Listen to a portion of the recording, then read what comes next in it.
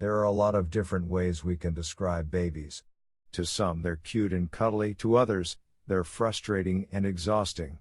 Differences in opinion aside, one way we don't often hear babies described as is scientifically phenomenal. While their little, tiny bodies might look like miniature versions of our own, they function in a completely different way as newborns than they do at a few months of age. This list is merely a scratch on the surface of the spectacular functions and occurrences in a newborn baby's body. Number 10. They grow mustaches in the womb.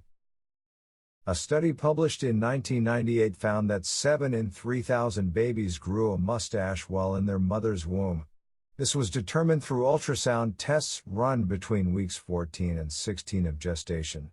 In this case, it wasn't quite the mustache you're thinking of, as the researchers used the term to refer to rod-like structure on the fetal upper lip.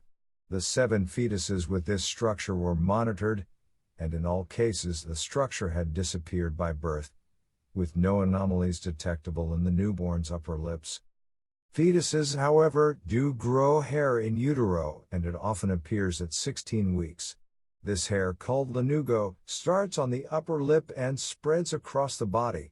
It usually disappears before birth but is sometimes still present when the baby is born. Number 9. Taste. Babies' taste buds form in the womb, and by the time they are born, they have plenty of them. Scientists have shown that what a mother eats during pregnancy has effects on a child's food preferences in later life, as the fetus begins tasting different foods from absorption of the amniotic fluid in the womb. It should be noted, however, that despite their prodigious number of taste buds, babies cannot detect salt until around 5 months old. This has been attributed to the fact that salt is not yet a dietary requirement for them, and it should therefore be limited in their diets. Over time, a baby's taste buds change and decrease in sensitivity, which can result in different reactions to flavors that may have previously been loved. With all this in mind, perhaps we might reconsider what we eat while pregnant if we want our children to grow up enjoying healthier foods. Number 8. Babies are born with approximately 300 bones. The number of bones in the average adult human body is 206. A baby, however, is born with about 300 bones, which, over time, fuse together to form the adult human skeleton as we know it. Also, a newborn skeleton is more cartilaginous than an adult's. With the help of time and calcium, the bones ossify and strengthen until they form a solid skeleton. Pretty cool. But why does this happen? A baby's body is, by nature, designed to be soft and malleable. This is to help with delivery. Imagine if their bodies were as hard and rigid as an adult's, birth would be nearly impossible. Therefore, babies' bodies have softer skeletons until they enter the world, and these bones can begin to harden. Just another incredible act of nature. Number 7. They have no kneecaps.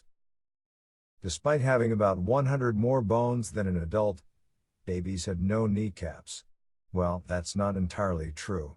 As previously discussed, the baby's skeleton is more cartilaginous at birth, while the kneecap is, in fact, there. It is the softest kind of cartilage and is one of the last bones to become, well, bone. It should also be noted that because of this, the kneecaps won't show up in X-rays, but they are technically there. The kneecaps will have finally fully ossified by 3 to 5 years of age. Babies are blessed with this soft, pliable kneecap for the first years of their life, as they need them to crawl on. Ever wondered why it hurts to kneel or crawl now, that it didn't when you were younger? This is exactly why. Part of the reason why this bone takes so long to form, however, is because we are on it so often as children, which slows down its forming process. It is also the biggest sesamoid bone in the body, meaning a bone which forms in the middle of a tendon. This is another contributing factor to its slow growth. Think about this the next time you kneel down and say it hurts because you're old. You would be 100% correct. Number 6. The eye color of a baby can change after birth. The color of our eyes is shaped by melanin, which is also responsible for the color of our skin and hair. Similar to how sunlight can darken our skin and lighten our hair, it has an effect on the eyes. Often Caucasian newborns will have blue or gray eyes at birth. Once the baby opens its eyes, however, the light starts production of melanin within the iris. This process can lead to color change. The greatest eye color changes have been shown to occur between 3 and 9 months of age, depending on the source you consult. After this, the changes will generally be more subtle if at all noticeable. Some people's eyes still change well into adulthood, and no, I'm not talking about contact lenses. Number 5. They can swallow and breathe simultaneously. Studies have proven that babies can suck, swallow, and breathe all at the same time to assist them with breastfeeding. The amount of nutrients and oxygen a baby can take in while feeding is directly dependent on their ability to perform all these tasks at once, which is a skill they slowly lose as they grow older. It is, however, inaccurate to say that the tasks occur at the same exact millisecond in time. Instead, it is an intricate action called the suck-swallow-breathe process. This requires infants to perfectly time the movement of its jaw, hyoid bone, tongue, palate, pharynx, and larynx to extract milk, swallow it, and maintain breathing. Babies who lack this ability, often premature babies or those with respiratory conditions, have significant difficulty feeding and often need to be bottle-fed. Sometimes, this pattern is merely learned with a bit of time and encouragement. One thing scientists have yet to figure out is how exactly the tongue works when extracting milk and clearing it from the airway before the infant takes each breath. Although there have been many studies and theories presented, there is no clear answer. How a baby feeds may well forever remain a mystery. What clever little tots. Number 4. Babies can't smile until they're a few months old. A baby's first smile is one of the greatest milestones parents look forward to. It's seen as a key indicator that you're doing okay as a parent and that your little bundle of joy is as happy as you are. But their first smiles aren't actually intentional or in response to a feeling of happiness. They are instead equivalent to those leg kicks and arm swings that babies do while discovering their range of movement. This smile is called a reflex smile and usually disappears by the age of 2 months. The first real smile typically occurs between 1.5 and 3 months of age. Don't be worried that you might mistakenly miss your baby's first real smile, though. Reflex smiles are short and only occur when your baby is tired or even asleep. Their first real smile will be a clear response to something and will hold for longer. In other words, as parent, you will just know.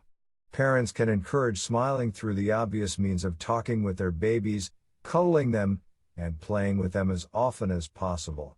Studies show that this degree of affection can also cause faster development of the brain and greater social skills in later life. Number 3. Newborn babies don't produce tears. No matter how loudly they scream and how much they carry on, newborn babies do not produce tears. This isn't, however, just an act they're putting on for their personal vendetta to keep you up at night. It's merely because their tear ducts are still developing post-birth. The tear ducts will become functional between 2 weeks and 2 months of age. This doesn't mean that their eyes can't produce any water in the meantime, merely that they can't produce enough to actually shed tears. Unfortunately, this delay in tear duct development can lead to late discovery of developmental problems in newborns, such as blocked tear ducts, which can lead to infection. It is important to look out for crusty or abnormally watery eyes on a baby to prevent prolonged opening of the tear ducts. Either way, it's still crazy how they can cry so much without actually producing any tears. Number 2. They have an insane amount of unique reflexes. Reflexes are involuntary movements that occur as a normal bodily reaction, like when a doctor hits your knee and makes your leg kick out, or when someone throws something at you, and you catch it without having to actually think about the movement. Some reflexes are only present in our bodies while we are very young, before we gradually grow out of them. One common reflex seen in newborns is the Moro reflex. This is also sometimes called the startle reflex, as it occurs when a baby is surprised by a loud sound or sudden movement. Upon the startle, the baby will throw back its head and outstretch its arms and legs before pulling them back in.